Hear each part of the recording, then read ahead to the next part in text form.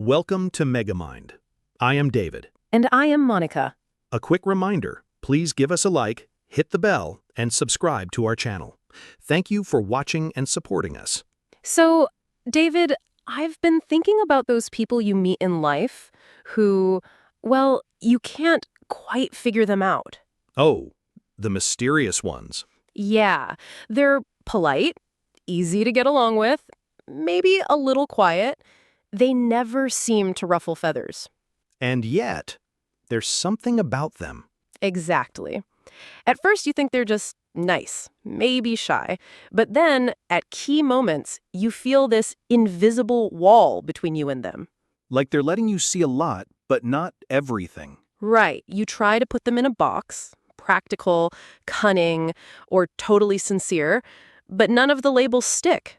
I met someone like that once in my old job.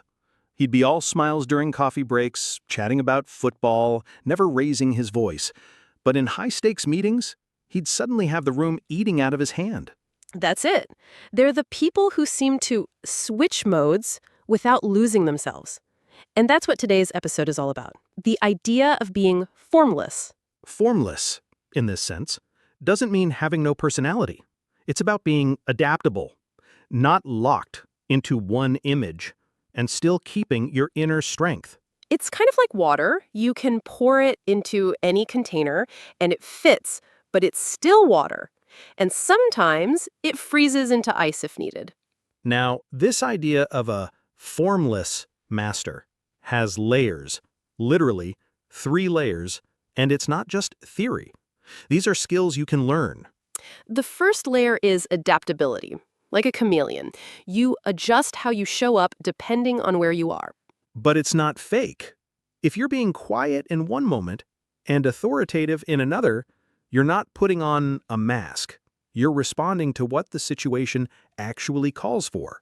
Right. Think of it like your brain reconfiguring itself on the fly, changing your mental settings to match the moment. I once saw my friend at a family barbecue. She was laughing, serving food, completely laid back. Later that week, I saw her in a boardroom. Same person, but the way she spoke, the energy, totally different. That's adaptability. The second layer is the diamond, your core values. Even though you adapt your style, you don't bend your principles. You might be polite in a negotiation, but if someone tries to push you past your bottom line, you stand firm. Like knowing you can bend, but you'll never break. The third layer is the water layer, smooth adaptability, fitting into rules or frameworks, adjusting to different people, but also having the ability to freeze when you need to hold your ground. Imagine you're usually friendly and warm, but someone keeps overstepping your boundaries. In that moment, you switch to ice. You're still respectful, but very, very clear. Remember to subscribe. Thank you. These formless masters tend to follow 4 key survival rules. Rule 1. They don't let themselves be trapped by labels. If someone calls them honest, they won't build their whole identity around that. If someone calls them cunning, they won't waste energy defending themselves. Because labels can become mental cages. Rule 2. Their actions are always guided by context, not a fixed persona. You might be gentle with your team, but tough with your competitors, because those situations need different energy. Right. Rule 3, they separate emotion from behavior. You can feel stressed or frustrated, but you don't let those feelings dictate how you act. Exactly. It's like keeping a clear head while everyone else is losing theirs.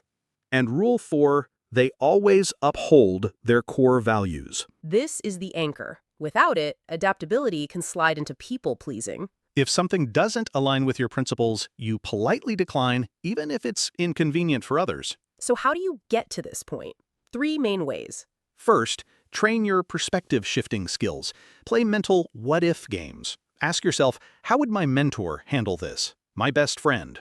A rival? Even better, keep a journal where you reflect on decisions from different viewpoints. Over time, your brain gets used to switching gears. Second, learn from real-life experiences. Often, highly adaptable people learned the hard way. Maybe being too honest once left them vulnerable, so they learned to balance honesty with self-protection. Painful lessons can become the roots of adaptability. Third, adopt an empty mind approach. Go into situations without pre-deciding your role. Let the moment shape how you respond. It's about being present instead of clinging to an image of who you should be. Now, there are some common misunderstandings. First, formlessness isn't hypocrisy. Hypocrisy is acting for show without principles. Formlessness is adapting while staying true to your core. Second, formless doesn't mean having no principles. The most adaptable people actually have very clear bottom lines. And third, it's not deliberate disguise. True formlessness is natural. You're not acting, you're responding. So, how do others feel around a formless master? Three main impressions. 1. Intrigue. You can't pin them down, and that makes you curious. 2. Respect. They're approachable but have a quiet strength that stops people from crossing the line. And 3. Trust. Even if their methods change, you feel they're working for something bigger than themselves. I've got a story for you. I knew a guy at work, Mark. He was the nice guy in the office, always helpful, never raised his voice. One day, a supplier tried to take advantage of the company, and Mark transformed.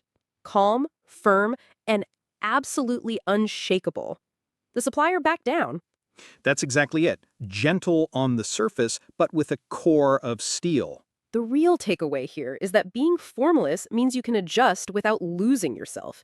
You're unpredictable in the best way, not for drama, but for effectiveness. And when people realize they can't push you around, but also can't easily read you, they treat you with a different kind of respect. Drop your comments below and subscribe to our channel. David and Monica are personas we use to make our content more engaging and relatable. We're not affiliated with any organization or product mentioned. Our discussions are just for inspiration and entertainment, not professional advice. Always think for yourself, take what works for you, and make your own decisions. See you next time. See you next time.